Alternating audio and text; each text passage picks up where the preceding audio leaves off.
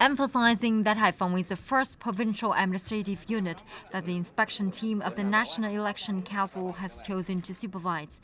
National Assembly Chairman Vương Đình Huệ expressed how pleased he was that the city has seriously implemented their regulations and instructions.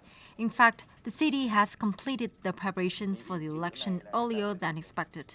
As for the voters, they are also very interested and ready to exercise their sacred rights and obligations. The Politburo issued Directive 45, emphasizing that this is the most important task in the second quarter. This is a particularly important political task and must be carried out in accordance with the law.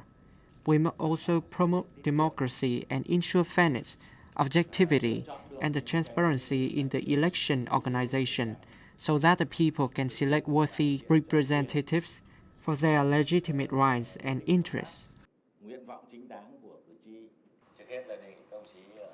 Emphasizing that this is the period decisive for the success of the election, the National Assembly chairman noted that the city should soon review all plans and specific tasks that must be done. He also suggested that Hai Phong should promptly make forecasts, analyze and evaluate areas where complications may arise, while keeping an eye on other important tasks so that May the 23rd will truly be the festival of the people.